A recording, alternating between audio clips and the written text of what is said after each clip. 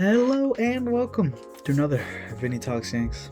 I'm your host Vincent LaRose, and the Yankees have finally made a signing. But before we get into that, it is December 14th. It's freezing outside. We're on Long Island. It snowed a ton. Got 5 inches of snow. Most snow I've seen in a long time. But like I said before, the Yankees have made their first signing since Grisham came back on the qualifying offer, and they came to a deal yesterday with right-handed hitting infielder Ahmed Rosario, $2.5 million, 1 year. I like it. It's not the big signing everybody's waiting for. It's not Bellinger. It's not another starting pitcher, but it is a piece we needed, and I respect it. Rosario was really good for the Yankees after they traded for him last year. He was a perfect fit for the Yankees. He's that perfect right-handed bat. You can throw him at second, short, third. It's really going to be more shortstop and third base. Probably on days where we have tough lefties, taking McMahon out the lineup. You throw Caballero at second base for Jazz. So he is, an addition to the Yankees that the Yankees very much needed. So it's a very good signing. I think the Yankees needed to make a signing like this. I don't think everybody was asking for Bregman or they want to trade McMahon. They were never going to trade McMahon. Although I understand the idea because of the money on his contract, but they weren't going to trade McMahon. They were going to look for a platoon piece to play with McMahon. He is obviously a left-handed bat, so he's going to play more days than Rosario is, of course, and McMahon's nasty at third base. He'll be a defensive replacement. But it's very interesting. I know a lot of Yankee fans are a little anxious and a little upset because, we haven't really made any signings. It seems like the Yankees are trying to feel out the Cody Bellinger market before making any big free agent signings. But for the most part, we're waiting on Bellinger at this point. But we do have some news on starting pitchers. We have 2 guys the Yankees are in heavy talks with. First one being ex-Yankee, of course, Michael King. We traded him away to San Diego for the Juan Soto trade. And Yankees are one of 3 teams along with Baltimore and Boston that are in the mix to sign him. I really need the Yankees to sign him because that just means Baltimore or Boston is going to get even better, and it's the last thing the Yankees need. So I would really, really like to see a Michael King reunion. I know it's a little worrisome with the injuries. He still does have quite an injury history. Even going over to San Diego, he really couldn't stay healthy for an entire season, which is obviously a little worrisome. But when King's on the mound, man, he's really good, and then bringing him back to New York, I think, is going to help him a lot. I know he was a little upset when the Yankees initially traded him, and who wouldn't be upset getting traded away from the Yankees? But it was for one of the best players in the game. And it made complete sense why the Yankees decided to pull that trigger. But Michael King reunion would be absolutely amazing for the Yankees. He fits really well into that rotation. I mean, Michael King as a 5-starter is ridiculous. When Cole and Rodon comes back, you got Cole, Fried, Rodon, Schlittler, King. You'll probably have Schlittler more at your 5 than over King. King has obviously way more experience. But even that, Schlittler at the 5 is unreal. I saw a couple things. I saw a couple people ask me why they would throw Heel in the bullpen before Schlittler. One, as we saw last year, Schlittler has a lot more control than Heel does, and Heel is really, really wild. And Heel got to the point where the injuries are really starting to hurt him, so he took like a Cole, a Fried, and a Rodon attack at pitching, where he decided not to go 100%, full force 100% every single pitch he throws, to just, in an attempt to keep him on the field more and keep him healthy.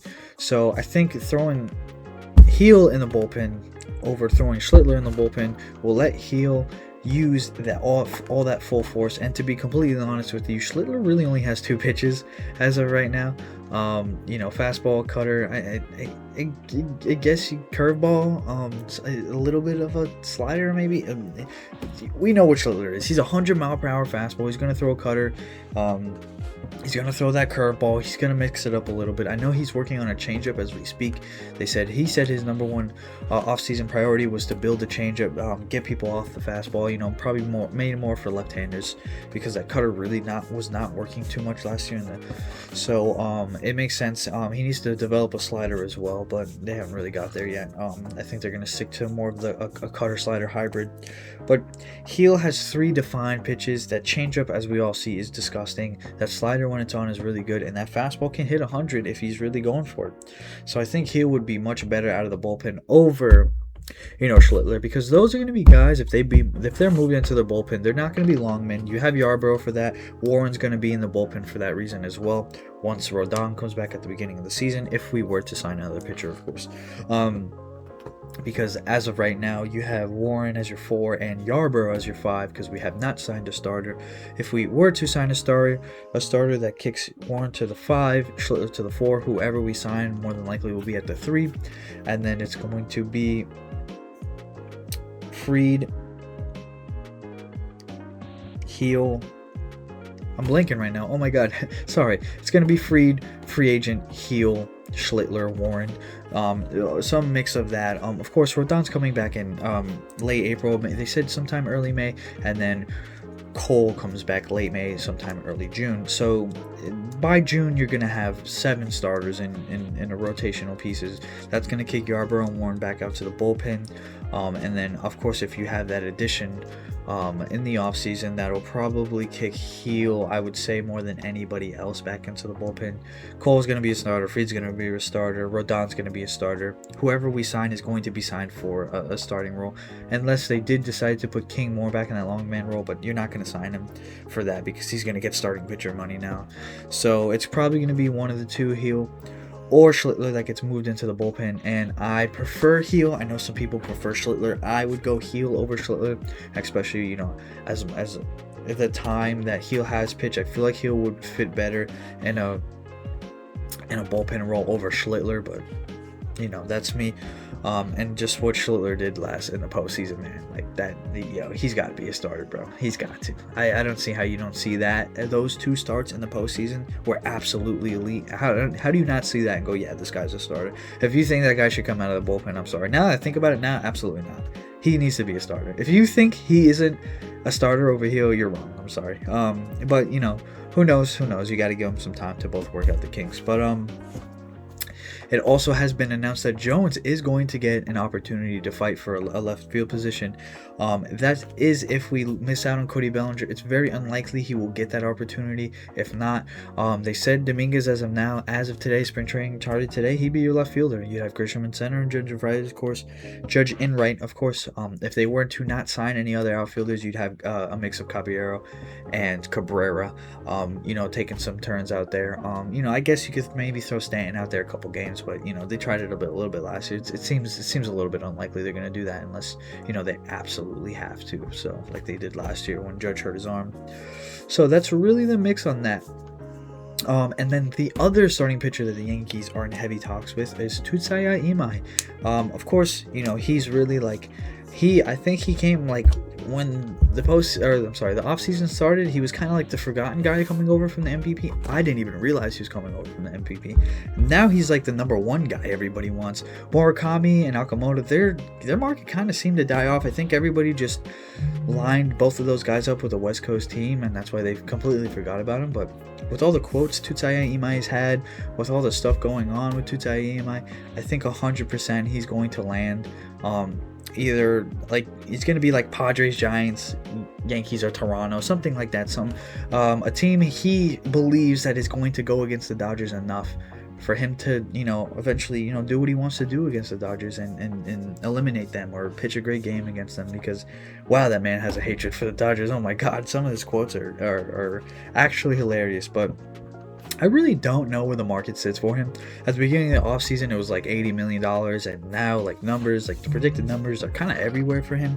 I think now, just especially after all the stuff he said, people have looked into him a little more. He's a little more, he's going to be a lot more pricey than we would have originally imagined. I think King will definitely be on the cheaper side of him. So we'll see. I don't really know what King's market is though, like the years. I haven't really looked into it much. I know the money isn't too crazy. He's not going to be like a $25 million a year pitcher. He's probably still going to get close to $20 million. Maybe a little less, 18 or 19, but that would shock me if Devin Williams was making more money than Michael King. That'd be absolutely hilarious. But it's a struggle in the offseason right now. Brian Cashman said it best. The free agents and trades are kind of moving at glacier speed. A lot of the trades, I know there's been talks about Brendan Donovan. There were schoolball talks at some point. There was a couple different talks around baseball. Mark Vientos was one for some weird reason at some time. Just a bunch of talks. Seager was one. A couple guys the Yankees had been rumored, Peralta, and guys like that. The Yankees have been a lot of guys the Yankees were rumored in trades for. Brian Cashman kind of came out and was like, yeah, they're kind of asking for they want unrealistic asks at this point. The Yankees aren't going to get anybody unless they give up Jones or Lombard Jr. I'm at full convinced of that. Of course, they're going to trade for some guys for the bullpen, but not a guy you're going to originally go, yeah, that guy's going to change our team. That's not going to happen unless they give up Jones or Lombard Jr. The Yankees have been very good in the past of hyping up prospects who are not going to be good, and I believe teams have probably caught on to that because it has happened way too many times, as we all know, with Debbie Garcia, Esteban Florial. There's tons of names. Even Gary Sanchez is a good one, even though he was good for a couple years in the MLB, but the Yankees just have an issue with hyping up prospects. I mean, Caleb Durbin's a great example of that too, but he was a little successful with the Brewers, so I don't want to say he was overhyped, of course, but Yankees are good at that. Teams around baseball know they're good at that now, and I think teams have kind of caught on with not, picking up our 11th and 14th best prospect in our organization because they know that those guys are never going to really be anything, and that's the truth. If you look at, it's I know, like, Rice wasn't a top prospect for the Yankees. Schlittler wasn't a top prospect for the Yankees, but a lot of the Yankees' top prospects really just have not panned out in a very long time. I know Judge worked out. We all know what happened there, but Judge was always going to be... Judge is Aaron Judge, man. What are you going to say? And he wasn't even our number one prospect, by the way. Tyler Austin was ranked above Aaron Judge. So, yeah. So... Yankees, it's funny. I don't think they're going to be able to work any big boy trades, as I like to say. The Seager's never going to happen. Peralta's probably not going to happen. Guys like that just aren't going to happen because the Yankees don't have enough capital to trade for them, and if they are trading for them, their capital is going to involve one of their top two prospects, and that's just the truth, man. Dominguez is going to be involved in some way or another, and it doesn't seem like they want to get off of Dominguez.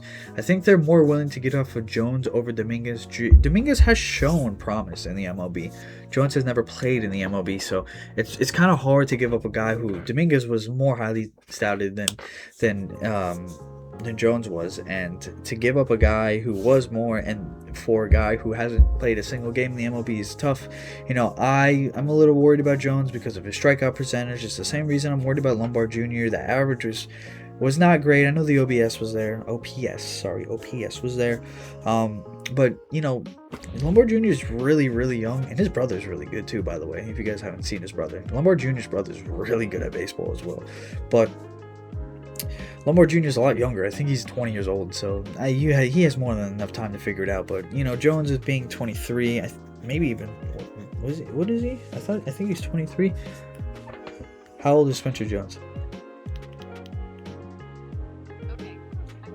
Okay, you couldn't just tell me how old he was. You're gonna have to bring me to a website. Jesus Christ.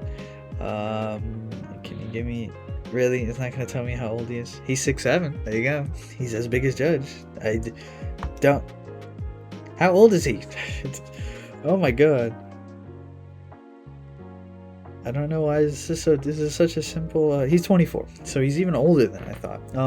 But hey, you cannot judge that by age. Judge was 25, no pun intended. Judge was 25 when he came to the MLB, so you can't judge a guy by his age, but it's going to be interesting because it's really just dependent on where Cody Bellinger goes. I think the Yankees 100% have a plan in place.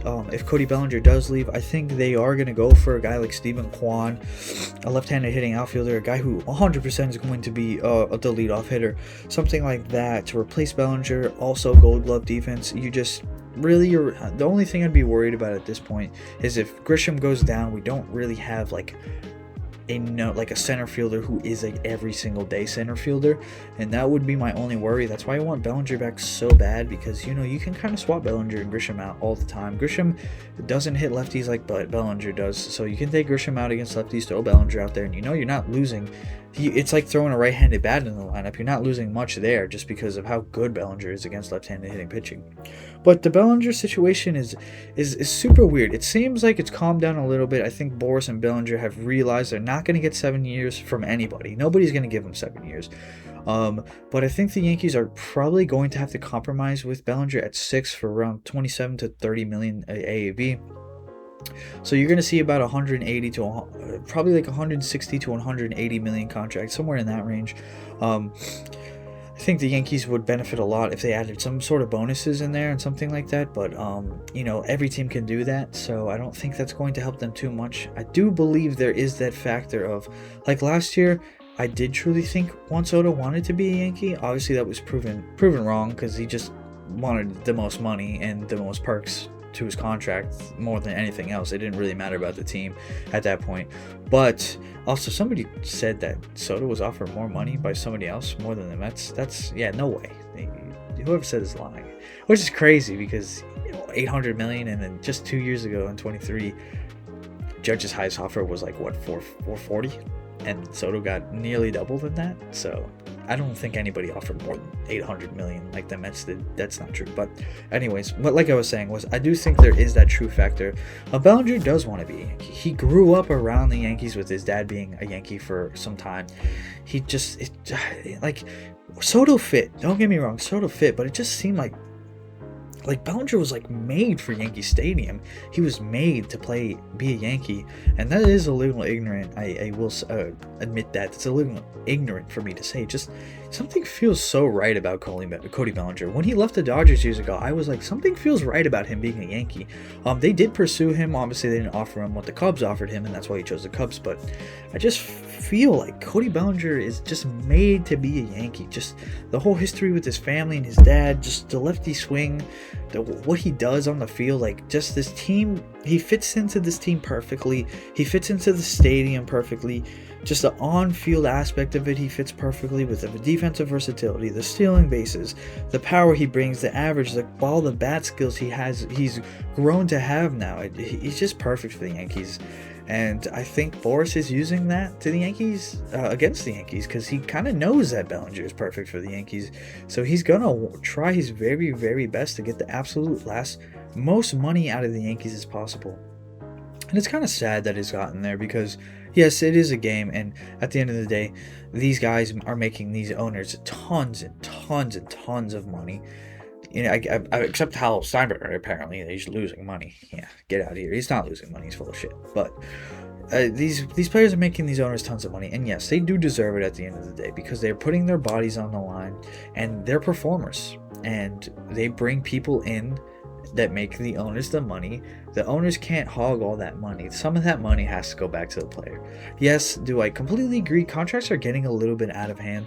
There was natural inflation over the years for all sports, but just the last 5 years. Sorry, I'm getting a little congested, but the last 5 years, just for all sports in general, contracts have gotten absolutely insane. But I'm going to start getting super congested and having a sneezing fit, so I'm going to end the video there. Hopefully the Yankees can make a couple more moves. Hopefully they can pick up King or Imai. That would be really, really good. And it's a great addition for the Yankees. They definitely still need some bullpen help. I don't know why they're kind of waiting on that. The bullpen help needs to come. I think they need like a 7th inning guy, a guy they go out and get for the 7th inning. But, Suarez is off the board. Diaz is off the board. All these, heavy hitters are really off the board now. So it's about finding somebody that they can, make into something like that. And I believe in the Yankees. I believe that the way their pitching coaching is and the way they develop pitchers, I think they're not going to have an issue finding somebody and making them into a really, really good guy out the bullpen. But anyways, that's where I'm going to end it today. So let me know in the comments, who do you guys want to see the Yankees get? How annoyed are you that it's taking this long?